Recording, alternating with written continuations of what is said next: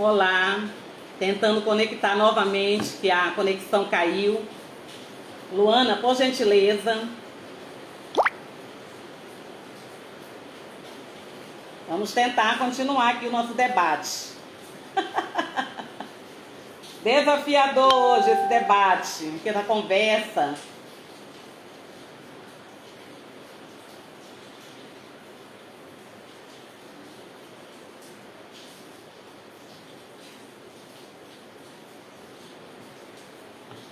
Vamos lá, tava tão gostoso, né, gente? Nossa live, falando sobre educação inclusiva.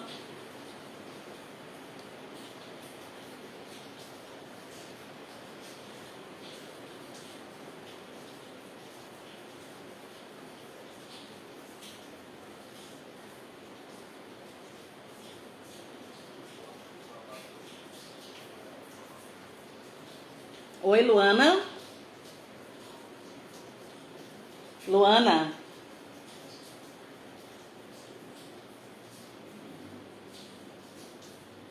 Vamos ver aqui se eu consigo continuar aqui com a Luana.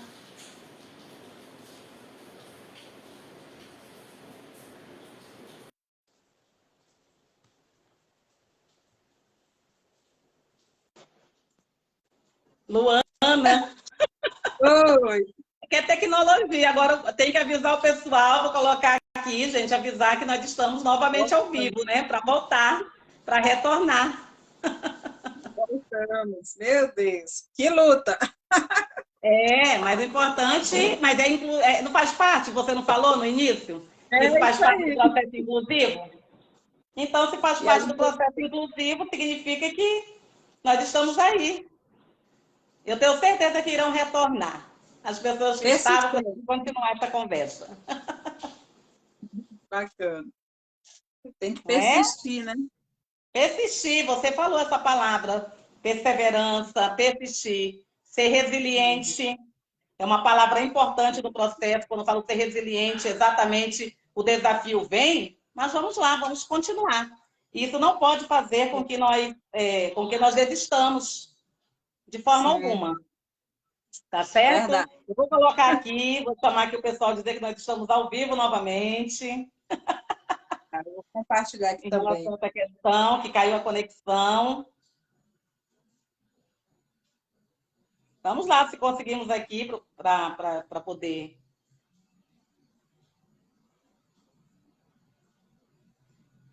Vamos lá.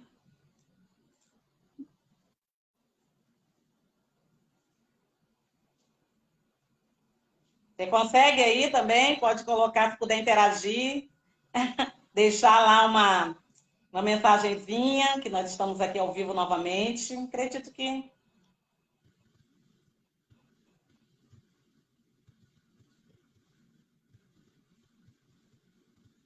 Compartilhar aqui. Compartilhar, né? Tá certo. Enquanto nós caímos aqui na conexão, estava Sim, retornando e vi, já tinha tido 18 compartilhamentos desse vídeo, é bom, né, né? dessa discussão. Que Mas eu bom. acredito que o que foi falado até então também, eu não, vamos lá, o pessoal que está aí, Lene, eu acredito que já tenha contribuído e muito, certo, Lene? Estamos aqui, olha, é o Eanes presente. Eanes foi meu aluno. Eu fico tão feliz de poder ter essa oportunidade de estar falando com os meus alunos, novamente, de ter essa oportunidade. Com certeza. Eanes, E é bom ver boa frutificando, né? noite. Olha aí, minha linda professora Marx. É verdade, sou mesmo bonita, viu, Eanes? Eu agradeço, querido. Agradeço por você estar conosco, tá bom? Então, nós estamos falando aqui exatamente dessa questão da educação, da formação do educador no contexto da educação inclusiva. Aurilena, Lena, eu também estou aqui, é isso, Lena? Aqui, espero que esteja aqui no... Eu estou vendo aqui, direitinho aqui, essas questões. Sim, Luana, e vamos continuar conversando um pouquinho sobre, olha, Cleia, boa noite, Max, boa noite, Cleia. estamos retornando novamente em relação a essa questão. Vamos continuar a nossa conversa, porque eu acredito que essa live, ela tem, na realidade, ela não termina e não conclui aqui. Sem dúvida nenhuma. São tantas temáticas, são tantas situações, a Milcilene aí também. Compartilhei novamente, que bom ver vocês juntas, a Mil falando aqui. Minha maninha do coração que eu amo, amo, amo, amo. A Bruna, Bruna, né? Boa noite, Bruna. Que bom você estar aqui conosco. Eu estou aqui compartilhando. Compartilhem, queridos, para que nós possamos dar continuidade à nossa conversa, porque esse é um momento importante. É um momento que nos emociona, porque nós queremos e acreditamos, sim, na possibilidade, sim, de uma educação inclusiva, onde possamos articular os conhecimentos teóricos e práticos em prol, sem dúvida nenhuma, dessa pessoa tão importante que faz parte das nossas vidas. E, sem dúvida, eu sempre falo, com certeza, é um direito constitucional. Olha aí a irmãzinha aí, Luana, a Mana, Lauane Freitas aqui falando, olá, oi, alô. Aqui são as irmãs, né, presentes, as amigas, os profissionais da educação que estão chegando e vamos continuar. E vamos marcar outro momento também para continuar conversando sobre. Esse é só o primeiro momento, eu quero dizer que você é a primeira convidada de honra, é a primeira da página do Facebook, sério, para o canal do YouTube, a primeira live, onde nós estamos tendo essa oportunidade de falar sobre educação inclusiva e você está marcando, na realidade, de maneira significativa esse momento. Enfim, Luana. Luana é doutora em educação, Luana é mestra em psicologia, especialista em gestão escolar, em psicologia escolar, faz parte de grupos voltados à inclusão, à escola, à sociedade. E nós conversamos sobre essa questão anteriormente. Ela falou por que ela escolheu essa problemática, dizendo e ressaltando que ela escolheu por quê? Porque ela precisava estar ali junto, ela precisava compreender que ela também estava fazendo parte de um processo onde ela não estava se sentindo inclusa, porque ela queria fazer parte desse processo junto com todos os alunos que ali ela estava. Ou seja, ela pensou em ampliar esse olhar. Enfim, sair apenas de uma visão macro e para uma visão micro, quando eu falo micro, porque quando eu falo em micro, eu estou me referindo à sala de aula, eu estou me referindo à escola, ao espaço educativo, ao contexto escolar, enfim, através do currículo. E o que é o currículo? Currículo é tudo aquilo que nós realizamos no dia a dia, na prática, ou seja, não se limita apenas aos componentes curriculares, língua portuguesa, matemática, história, geografia, ciências. É muito mais do que isso, porque o currículo, ele extrapola os muros da escola e culmina na sociedade. Por isso a educação, no artigo 205, ela diz que a educação é direito de todos, com certeza, com a participação da família, em colaboração com a sociedade.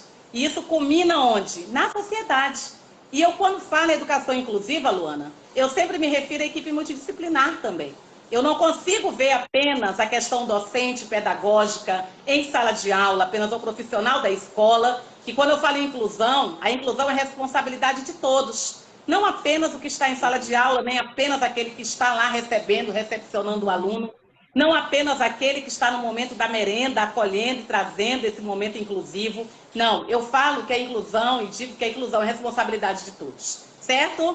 E aqui eu estou vendo que tem mãe aqui também, mães, que meu filho tem diagnóstico, né, de autismo, é isso? Diagnóstico. Ela vem falando aqui, Luana, se você puder ler também, depois de fazer nós vamos fazer as considerações. Enfim, importante perceber também, falando que você, na tua pesquisa de doutorado, onde você fez a identificação exatamente dessa questão dos alunos com deficiência intelectual, como que eles, no caso, são encaminhados para a sala do AEE. E você vem falando exatamente sobre a questão que você colocou, que as pessoas, no caso, que participaram, os participantes da pesquisa, você chamou de pedras preciosas. Eu estou lembrando tudo, tudinho. Isso aqui é assim, nós conversamos e foi marcante. Foi marcante quando você falou em pedras preciosas, que são é incalculável valor. Na realidade, são pessoas que têm incalculável valor. Tanto as nossas crianças, tanto os nossos filhos têm incalculável valor, como também você, profissional da educação, tem um incalculável valor. Porque você é especial, você é importante e você faz parte desse processo junto conosco. Escola, família, equipe multidisciplinar que culmina na sociedade, sem dúvida nenhuma. E a questão exatamente dos materiais que você viu que ainda são inconsistentes, que ainda apresentam hiatos, que ainda apresentam lacunas em relação à perspectiva mesmo inclusiva que você fez esse momento, você verificou. Também conversamos sobre a questão das produções acadêmicas, certo? Que você pesquisou e viu que ainda são insuficientes. Aproximadamente 1.000, mas ali foram quantas? 124, você falou? Das 1.000. No final ficaram 21 só. Que 21, falavam especificamente. 21. Que falava da identificação, que você percebeu, e é uma temática importante, e precisa ainda ser mais aprofundada. Com certeza, o doutor em educação, ele deixa as recomendações e deixa o quê? Na pesquisa, a vontade. Ele provoca o desejo para que nós possamos ampliar esse conhecimento. Em relação à questão das políticas públicas, falamos sobre a questão da necessidade dessa pessoa, dessa pessoa que está ali construindo essa política pública de fato, poder estar na ponta, poder conhecer a realidade educacional, poder compreender como se dá esse processo em relação às pessoas com deficiência. No caso, você falou sobre a deficiência intelectual, enfim. E sabemos que existem pessoas que apresentam uma determinada deficiência e associadas também têm a deficiência intelectual. Agora eu gostaria que você falasse um pouquinho sobre a formação docente na prática. O que você observou em relação à prática docente? Então, em relação à prática docente, nós vamos ver que as formações, principalmente de nível continuado e até na graduação, elas ainda não são suficientes para equipar esse professor, para instrumentalizar esse professor, para atender o aluno. E aí nós vamos ver, Saviani fez um artigo de 2009 sobre isso, e ele aponta que a questão não é apenas da educação especial, da educação inclusiva, é da educação como um todo. A gente vai ver que, na prática, a formação que é oferecida aos professores, ela deixa a desejar. E isso vai aparecer lá na sua prática.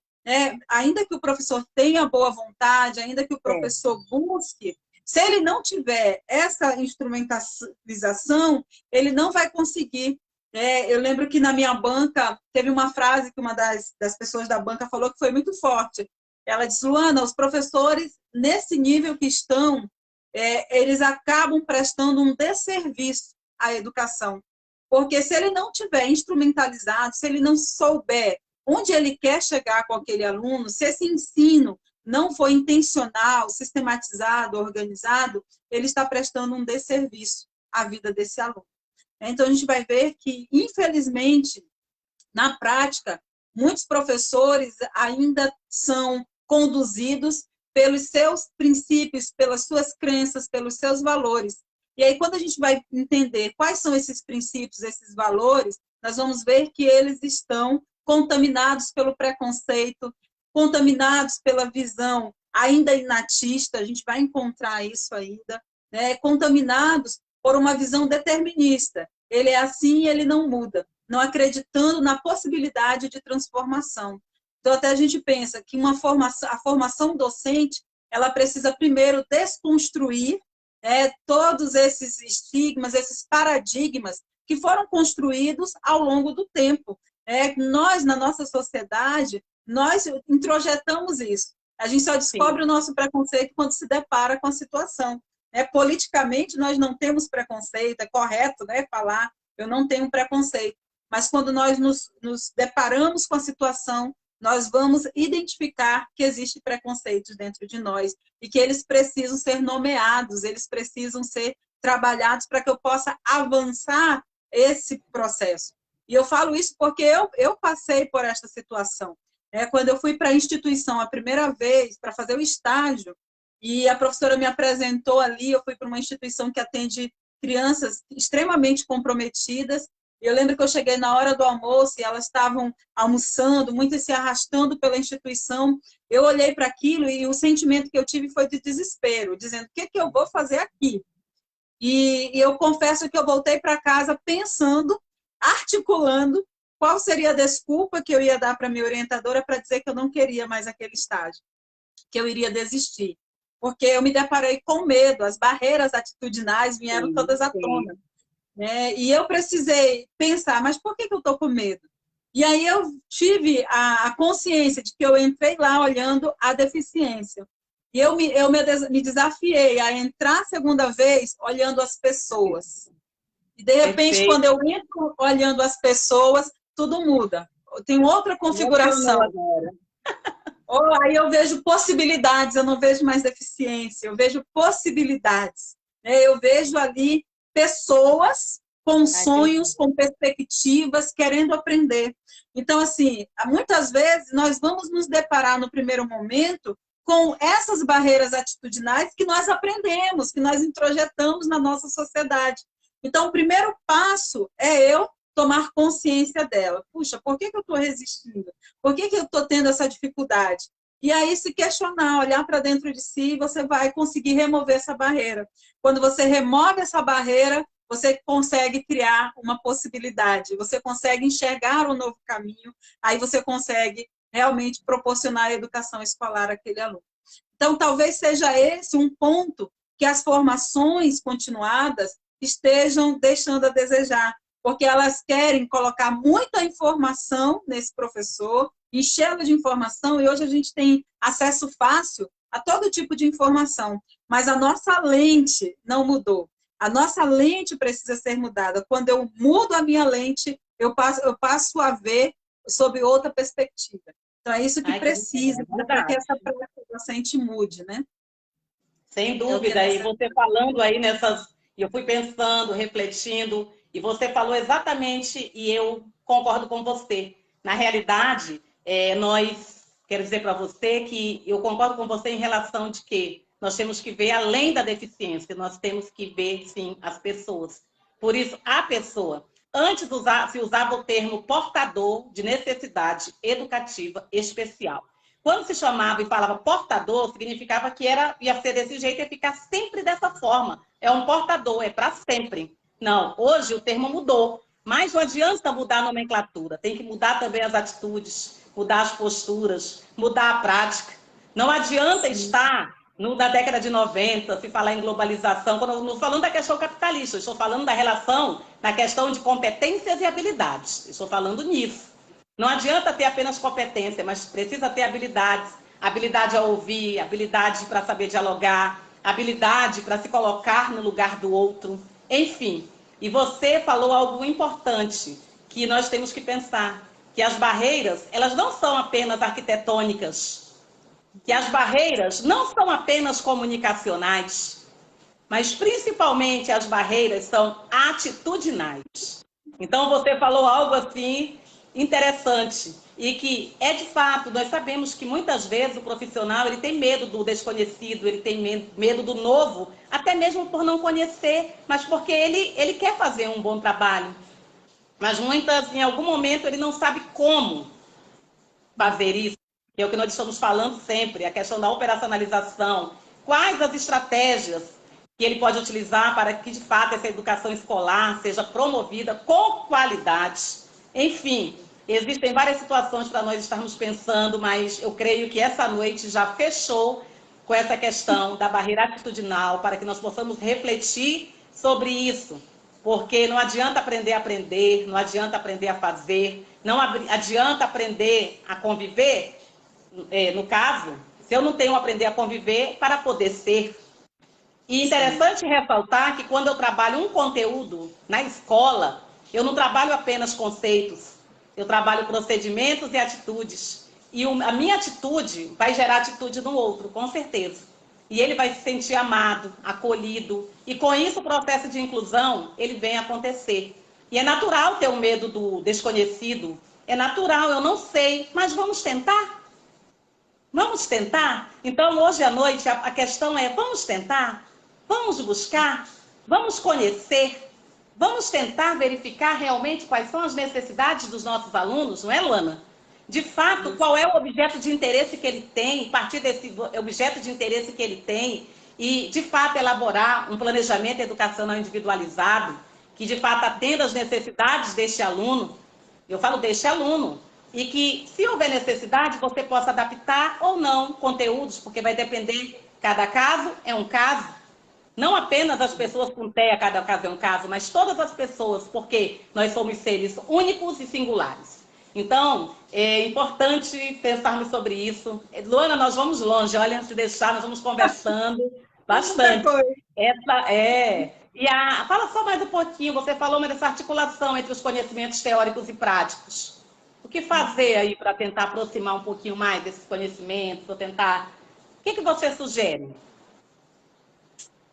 Essa disposição, né, de buscar conhecer, de abrir mão de velhos conceitos, de aprender o novo, né, de buscar o novo. E eu amo uma frase do Vygotsky, que ele diz assim: é necessário educar não uma criança cega, mas é, antes de tudo, a uma criança. Então, eu pensar no ser humano que está ali e acreditar que ele tem a capacidade de aprender. E acreditar que, se eu ajudá-lo, criar um novo caminho, criar possibilidades, ele vai aprender.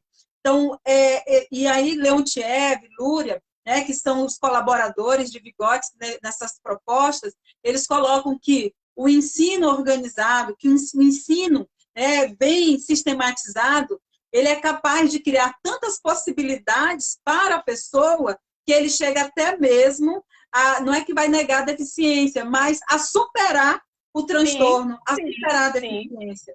Então, assim, a gente ter essa disposição de não trabalhar com esse aluno laudado, né? Porque o laudo, ele cerceia a prática pedagógica, o laudo, ele nos limita, mas é olhar esse aluno concreto, esse aluno real, esse aluno que está diante de mim.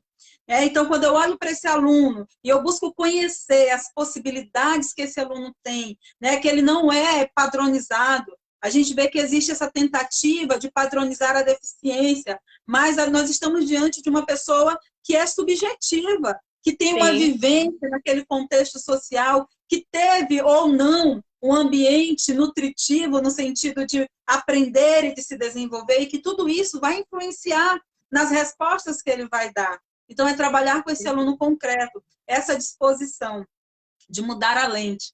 Na minha pesquisa, eu vi muita questão de dizer, deficiência intelectual tem problema de memória. E a gente vai ver Vygotsky fazendo um estudo e descobrindo que não existe problema de memória, que a memória da pessoa com deficiência é tão boa quanto de uma pessoa que não tem deficiência. Qual é o problema? A questão cultural. Então, a gente vai ver que o cultural, ele influencia, ele tem a capacidade de transformar. Não é que a gente vai negar a deficiência, mas a gente vai abrir possibilidades. Então, esse olhar, todo educador, todo profissional da educação precisa ter. Olhar para a pessoa em primeiro lugar. Quando eu abraço essa pessoa, eu abro possibilidades. Perfeito, perfeito. Enfim, vamos falar um pouquinho aí, qual a relação, olha, eu fui pensando. Então, vamos conversar sobre essa relação, então, entre a psicologia histórico-cultural com a pedagogia. Onde é que entra essa relação? Eu sou pedagoga, você é psicóloga. Então, onde é que entra essa relação da psicologia histórico-cultural com a pedagogia? Fala um pouquinho sobre isso. Então, são conhecimentos que se complementam, né? Aqui a gente não vai colocar quem é mais importante ou quem não é, mas são conhecimentos necessários que se complementam.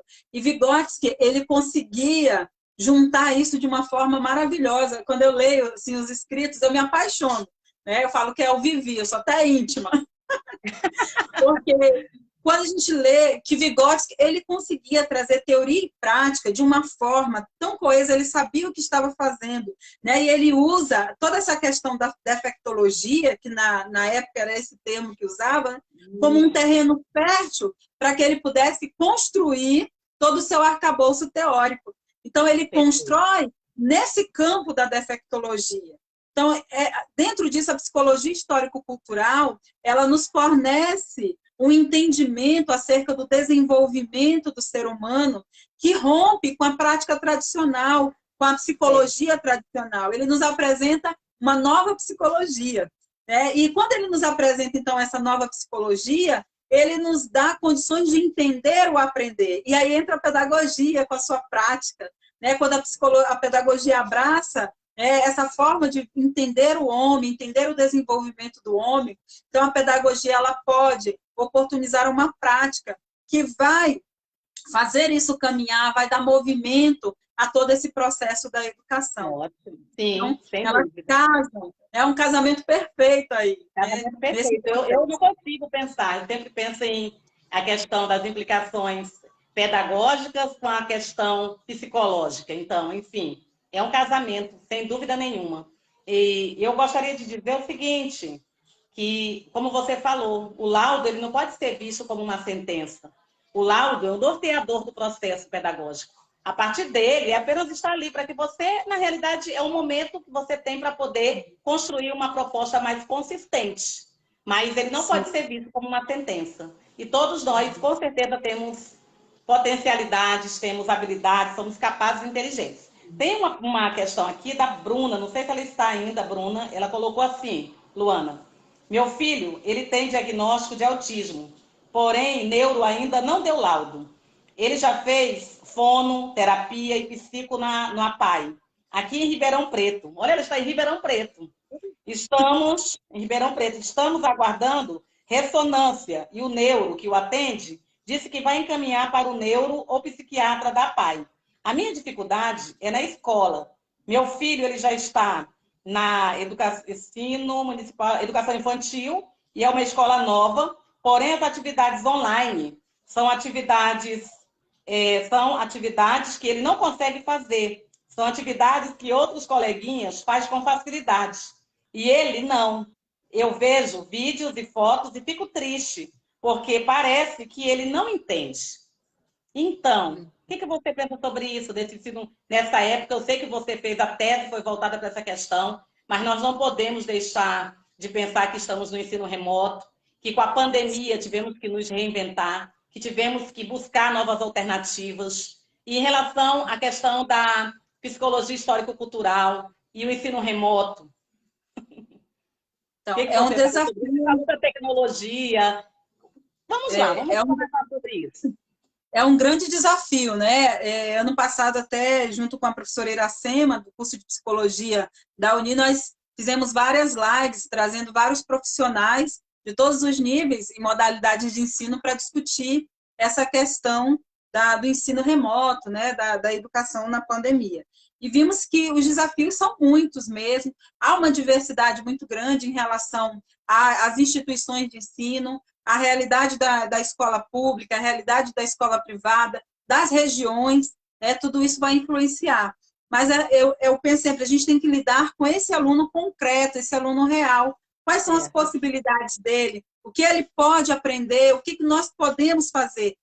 Pensar, eu gosto muito de chamar a atenção dessa questão do ensino intencional. O que eu quero alcançar com esse aluno? O que eu posso alcançar com ele?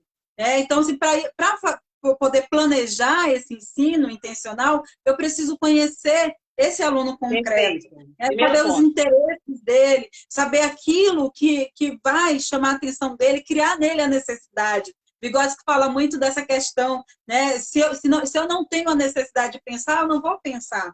Então, não adianta só adaptar um material para dizer que vai socializar. Não, eu preciso instigar, eu preciso criar nessa pessoa essa necessidade de pensar, esse desafio, esse estímulo. E todo ser humano quer aprender, tem sede por aprender. Não existe uma criança que você diga ela não quer aprender. Muitas vezes, não é que ela não queira aprender, mas o que está sendo oportunizado a ela não chama a sua atenção, não vai ao encontro daquilo que ela realmente necessita.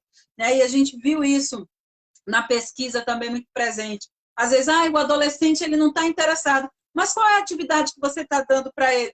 É um joguinho pedagógico. Então, assim, gente, é um adolescente. O que interessa a um adolescente?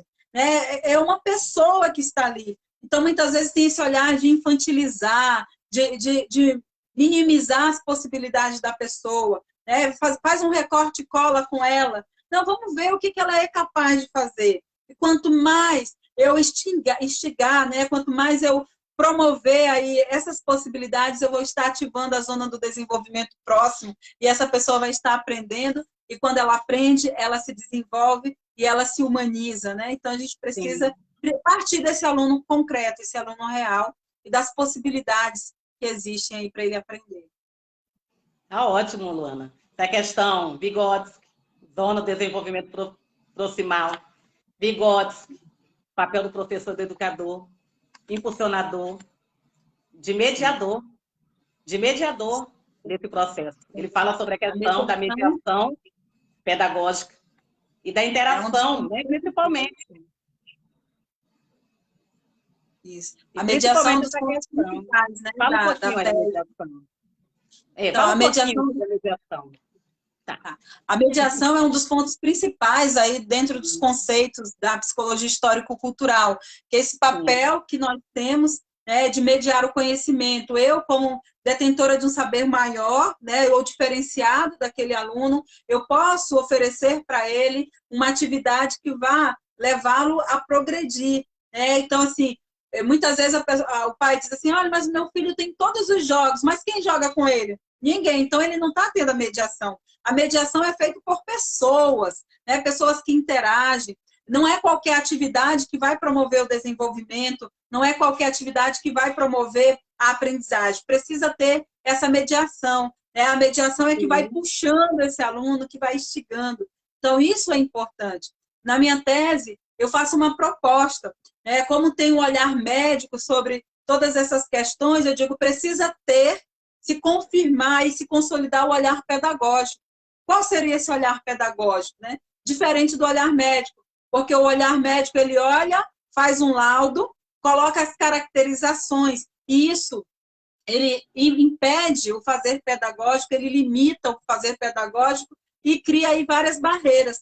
E aí eu penso assim, a minha proposta é um olhar pedagógico, que vai olhar esse aluno real, as possibilidades, que aí vai pensar na compensação, porque o Vygotsky fala que existe uma contradição na deficiência, porque ao mesmo tempo que ele limita de um lado, ele estimula de outro. E isso é a compensação, a gente trabalhar em cima disso, trabalhar na questão da mediação, e aí nós vamos ter a escolarização, nós vamos ter a humanização, vamos ter um sujeito autônomo, emancipado. Então, assim, e a pedagogia é muito importante nisso. Pedagogia é uma ciência, E o profissional da pedagogia precisa tomar posse disso, se empoderar disso, porque muitas vezes o que a gente tem visto é que os profissionais da educação, eles abrem mão desse seu conhecimento, colocando o ensino, a questão da medicina, da saúde, como preponderante nesse processo. Mas a ciência da educação, ela tem o poder para isso. E Vygotsky, lá em 1930, ele já falava sobre isso. Ele diz, eu acredito que a pedagogia ela vai trazer as respostas para todas essas questões da defectologia. E a gente tem essa esperança ainda, que os profissionais da educação se posicionem, se empoderem e acredite no seu fazer pedagógico. Com certeza. Eu já recebi várias crianças que eu atendo também, crianças com TEA e outras deficiências e até transtorno de aprendizagem. Enfim, já tive a oportunidade de vivenciar na prática algumas questões, por exemplo, que os pais foram e falaram, e teve um laudo, um diagnóstico, aliás, dizendo que o filho não iria aprender, a ler, mas ele aprendeu, com certeza.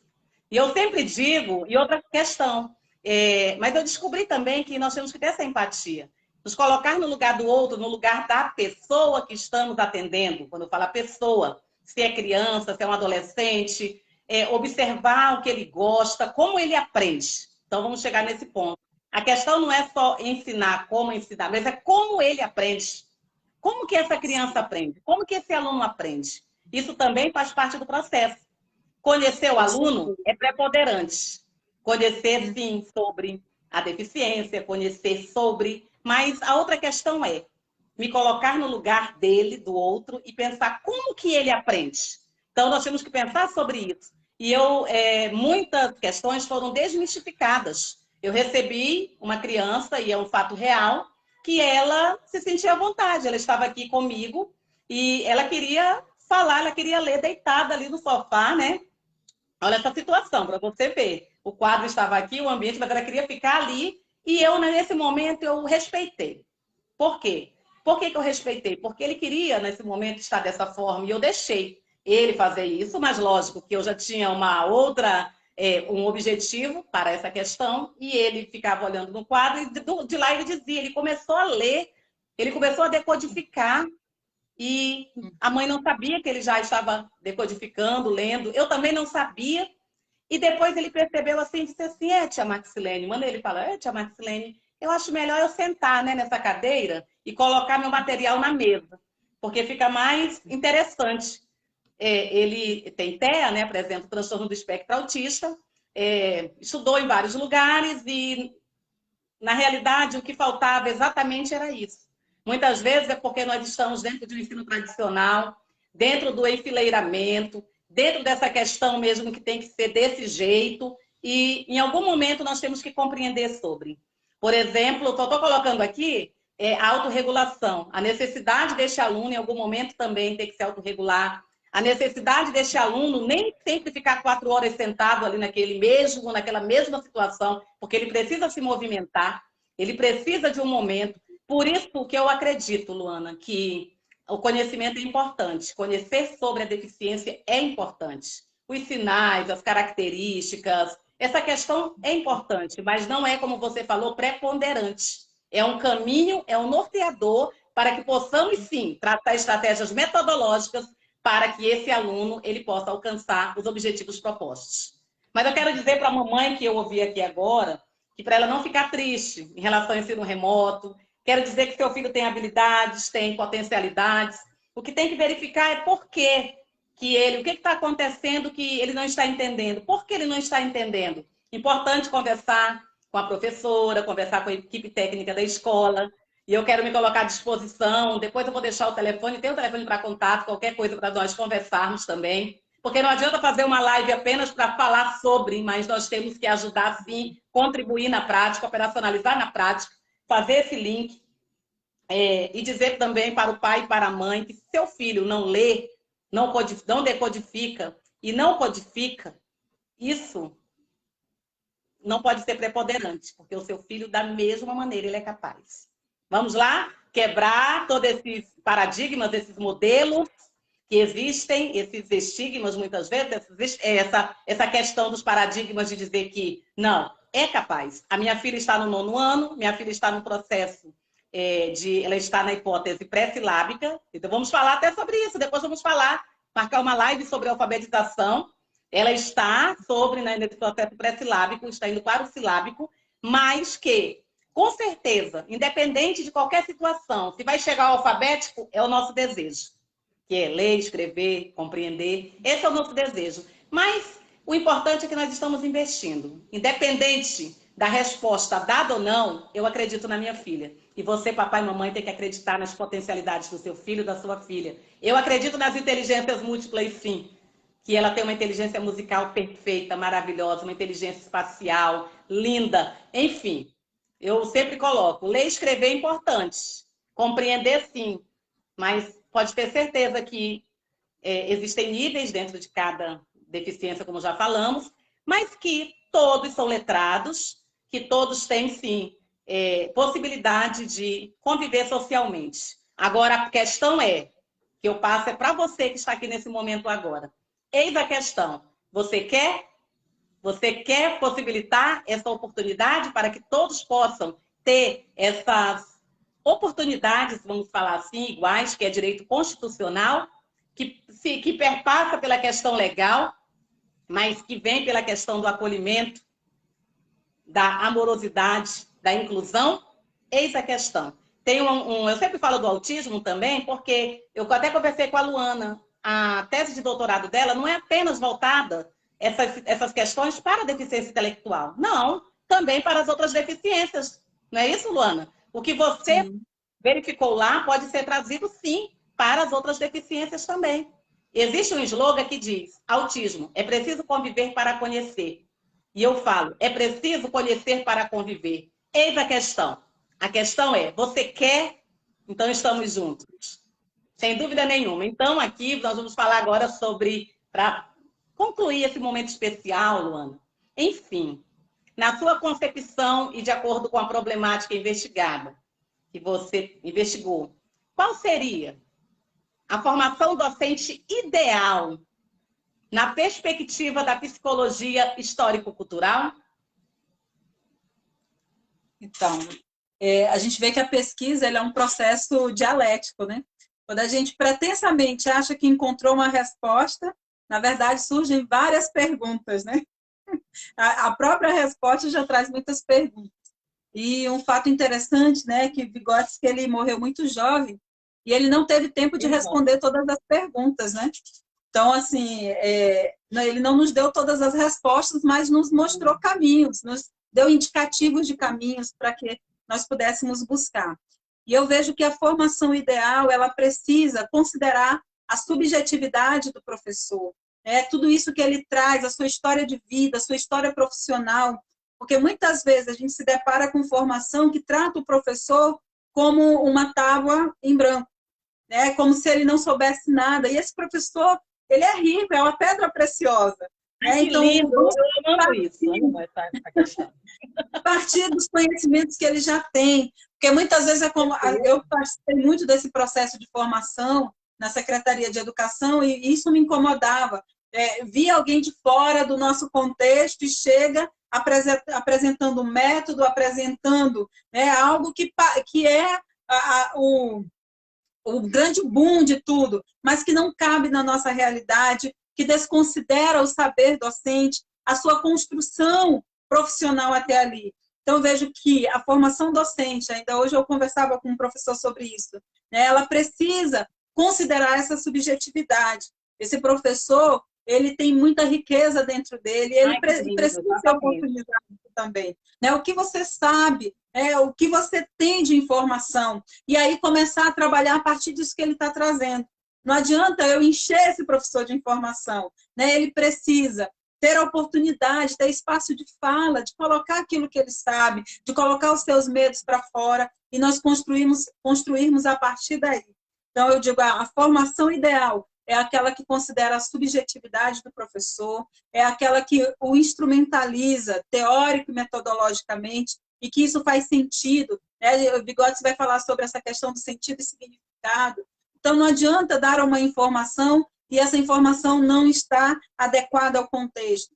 Ela precisa ter sentido para esse professor, porque a partir daí ele vai ter consciência daquilo que ele está fazendo, ele vai pensar, a formação precisa fazer com que ele seja também um crítico em relação à política pública, em relação ao currículo, em relação à escola, enfim, em todo o cotidiano em que ele está inserido.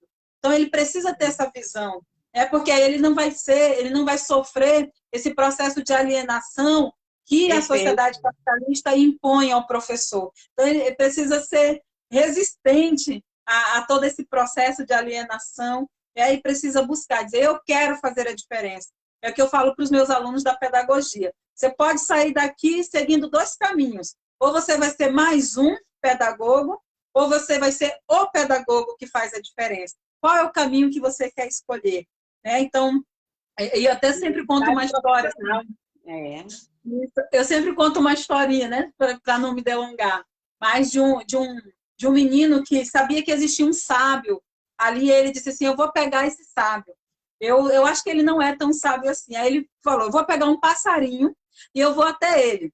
E eu vou colocar o passarinho escondido atrás de mim e vou perguntar, o que eu tenho em minhas mãos está vivo ou está morto? Se ele disser que está vivo, eu aperto o pescoço do passarinho e ele morre. Aí vou pegar ele. E se ele disser que está morto, eu vou mostrar ele vivo. E aí ele chega diante do sábio, todo achando assim que vai fechar a situação. Aí ele pergunta, o que está em minhas mãos? Está vivo ou está morto? E o sábio responde para ele com uma serenidade assim, se está vivo ou morto, está em tuas mãos a capacidade de decidir. Então, se a educação, se a inclusão vai dar certo ou não, está aqui nas nossas mãos, como profissionais, como seres humanos, a capacidade de fazer isso dar certo. Né? Por isso que a tua pergunta vem bem a calhar. Você quer? Então, está nas nossas mãos. E a história vai contar sobre isso. Né? Como a gente ouve hoje na antiguidade, que era exterminado, que era abandonado, e a gente se horroriza com isso. Meu Deus! Mas e agora que está nas nossas mãos? O que nós vamos fazer com isso? Que história nós estamos escrevendo? Né? Então, eu sempre coloco os meus alunos, qual é a história que você vai querer escrever? Você vai querer marcar a história ou você vai manchar a história? Então, fica aí para todos nós essa reflexão. Eu quero agradecer, querida, pelo respeito que você, pelas suas palavras, pelo respeito aos profissionais de educação. E nós devemos, sim, respeitar os profissionais de educação. O que precisamos, sim, é nortear, subsidiar de orientações metodológicas, se assim for necessário, para que ele possa estar articulando os conhecimentos teóricos e práticos. Mas, com certeza, você, professor, professora, você tem algo em suas mãos, assim, precioso. Você é uma pedra preciosa e os nossos filhos também são pedras preciosas nas suas mãos. Importante pensar sobre isso, que o menos é mais. Eu sempre falo sobre essa questão. Quando eu falo menos é mais, eu não estou falando de qualidade, eu estou falando menos é mais de tentativas. Porque nós precisamos tentar, nós precisamos desafiar, nós precisamos construir, desconstruir se assim for necessário, para construir novamente. Jussara Hoffmann, ela fala sobre o erro. O erro, porque muitas vezes o medo é de errar, mas o erro tem que ser visto como um processo de construção, como um processo construtivo. É errando que eu aprendo, é errando que eu construo a inclusão, é errando que nós estamos juntos trilhando em prol dessa educação. Por isso mesmo eu quero dizer para você que está aqui conosco, né, e Luana, todos que estão participando, que a visão exatamente é essa desse momento, dessa live.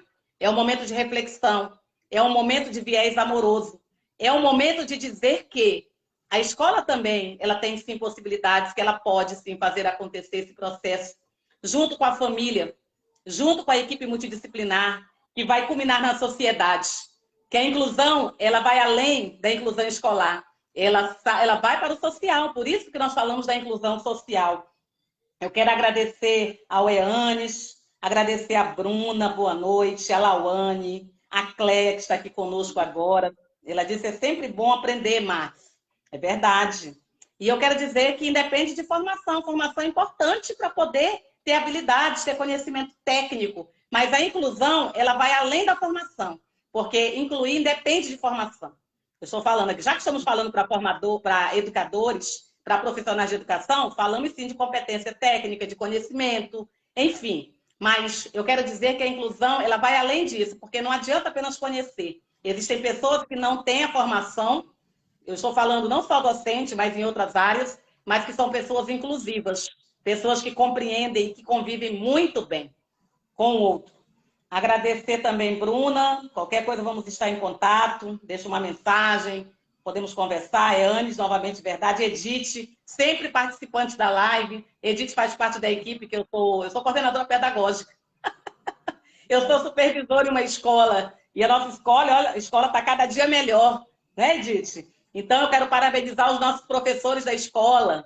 Vou falar aqui, Escola Jorge Vicente Salazar, que tem, assim, nós temos trabalhado em prol da inclusão, com a sala do AEE, trabalhando com adaptações curriculares. Eu estou encantada. Hoje, essa semana, eu verifiquei os e-mails, as atividades, e a gente percebeu que os professores estão indo além daquilo que nós esperávamos, e com certeza as famílias ficarão muito felizes em poder ter essa oportunidade. A Jaqueline, que diz, Parabéns pela iniciativa de abordagem da temática. Neste momento, somos muito carentes de discussões como essa. É verdade, Jaque. E o Micael mora no meu coração. Eu amo o Micael. Aqui, Áurea Feitosa. Essa aqui é minha mamãe, minha mãezinha querida. A Bill também já esteve aqui. É a família, né? Junto. E a mamãe falou algo interessante. Duas profissionais, filhas da terra. Sim, somos aqui do estado de Rondônia, eu sou de Porto Velho. Minhoca, né? Que nós falamos da terra, sou rondoniana. Sou da Pérola do Mamoré. Sou da Pérola do Mamoré. Olha aí, Pérola do Mamoré. Somos sim, estamos estudando filhas da terra que estudam e amam a educação, trazendo conhecimento e conteúdo. Obrigada, mãe, pelo estímulo, porque com certeza a senhora é importante nesse processo. Eu a amo verdadeiramente, obrigada por tudo. E ela é professora, né? Um professor nunca deixa de ser professor. Ela é educadora de coração. A Bruna, obrigada pelas palavras e orientações. Esté Alves, boa noite. Assunto muito importante para profissionais de educação. A mamãe, muito bem, perfeito, perfeito. Isso aqui, o que você está falando, Luana, você é sensacional. A Edith, parabéns, menina, também entrevista. Enfim, nós queremos agradecer, Luana, por este momento. Vamos continuar. Eu creio que nós podemos até... Tem muita coisa para conversar ainda. E agradeço pelo carinho, pela disponibilidade, por você ter aceito o desafio de estar hoje, nessa noite, comigo, conosco. Falo comigo, conosco, com todos, né, que já aqui estão. Porque quando eu fiz o convite, no primeiro momento que você disse, eu estou sim. Você aceita, Luana? Sim. Gente, eu fiquei muito feliz. Eu digo, muito obrigada, Luana, pelo carinho. E você está estreando aqui na página do Facebook, está estreando no canal do YouTube. Eu falo do YouTube Maxilene Bezerra, exatamente trazendo temática importante que nós vamos continuar. Tá bom? Muito obrigada, faça suas considerações.